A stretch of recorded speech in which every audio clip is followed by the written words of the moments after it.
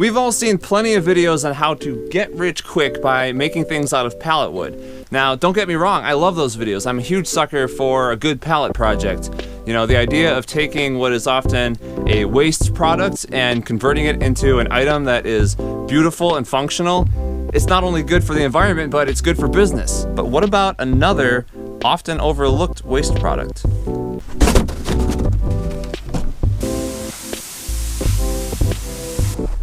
Small trees. Many people will tell you that these things are absolutely worthless, not from an environmental standpoint, of course, but from a monetary one. Now, there's an experiment that I've been wanting to try.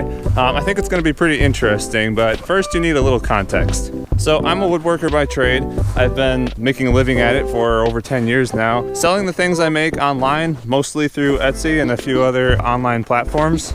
And I have acres and acres of this young growth forest, so naturally I've created a catalog of items that I make with small trees. It's actually too dense in here for a lot of these trees to mature fully. So selectively thinning trees that are growing too close together and competing for sunlight, it actually helps the forest to grow stronger and healthier. When I do cut a tree, I try to utilize as much of it as possible, so I've created a variety of items that use the different diameters of the tree from the branches all the way down to the trunk, which you'll see later on. Now let's get back to that experiment. I've often wondered how much value in products can I create from one 4-inch diameter tree. That's a pretty small sapling. This should be a fairly easy problem for me to figure out, but I have a catalog of hundreds of items, some of which sell frequently and some which sell very infrequently. So for the purpose of making this video legit, I'm going to harvest one tree and I'm going to use it to make only items that I know are popular sellers, items that are going to sell within the next 2 months. And we'll see what the combined value of all those items together ends up coming out to. And these are simple items that most woodworkers should have no problem creating. Now, I'm not sure exactly how many different items I'm going to be able to create out of one tree, but I have a rough idea in my head and I'm hoping that it will be at least $500 worth, but we'll see. Let's get started.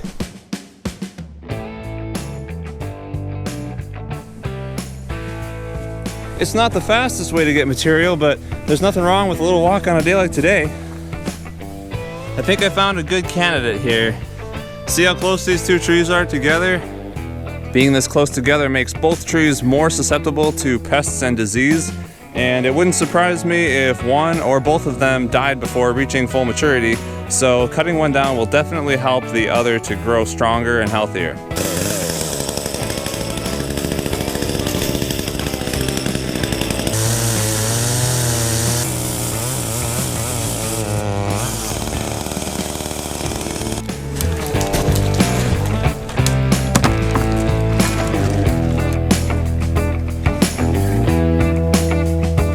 All right, here she is. I'm a little out of breath, but let me give you a preview of what I'm thinking in terms of the different products that I'm gonna hope to create from this tree. Starting from the canopy, we have branch coat hooks. Looks like there are going to be quite a few of those. I'm thinking card holders in the midsection here, probably candle holders, card holders, cake pop holders, some pen holders, couple different varieties perhaps, and then at the trunk down here we're gonna have most likely a nice set of table numbers, so we'll see what it comes out to back at the shop.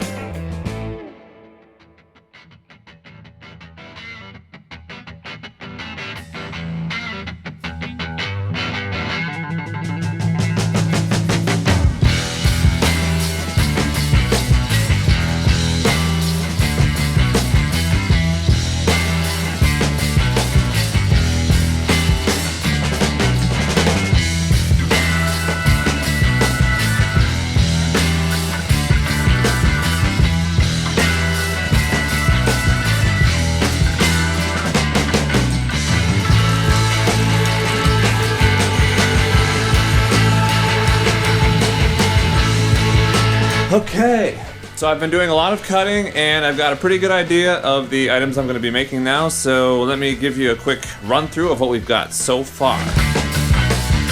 First off, we've got a candle holder log. This is going to be personalized. These are going to be like Corinthians aisle markers. Those are good sellers. A set of drink tags, a lot of table numbers, napkin holder, lots of pen holders going on, business card pen holders as well. Different style of pen holders, candle holders here, cake stand here, a cake pop holder. And finally, a nice assortment of branch coat hooks. Got quite a few off of that tree, so good. I've got a bit more wood to cut, and then I've got to do a little bit more roughing out. And then everything's gonna have to go into the kiln for a couple of weeks. This is all green wood, and before I can really finish it, wood burn, sand, and get everything ready to sell, it needs to be fully dried. This is my little solar kiln. It's nothing fancy, but it gets the job done. I've got a box fan for ventilation down there, but when it's cooler out like this, I hardly ever use the ventilation, and it's slower in the wintertime, but in a few weeks, all of the wood for our little experiment will be dry, and then we can resume. Well, hello in there. So it's been a couple weeks, and our items are getting dry, which is a good thing because I've actually already sold a whole bunch of it. So it's time to finish them up. Let's go.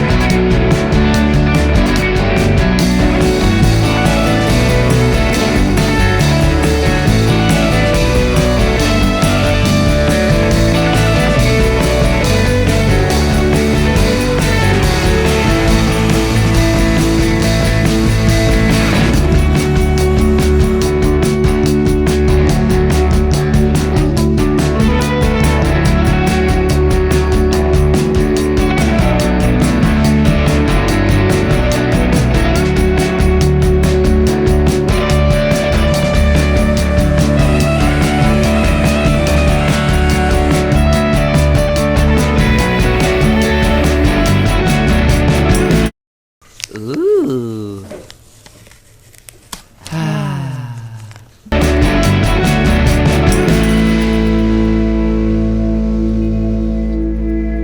Alright guys, the final tally is in. I made a teeny little list here with some surprisingly not so teeny numbers on it.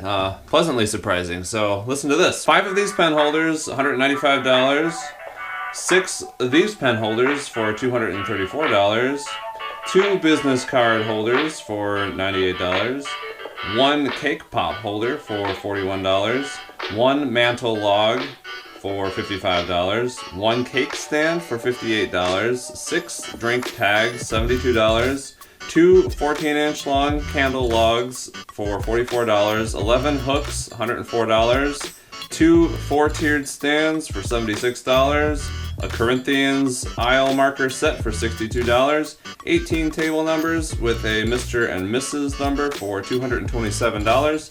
The grand total, $1,266. I'm kind of blown away by that, and little clarification on these prices here. This is what I figure we come away with after we deduce the shipping and the packaging and the Etsy fees and the transaction fees.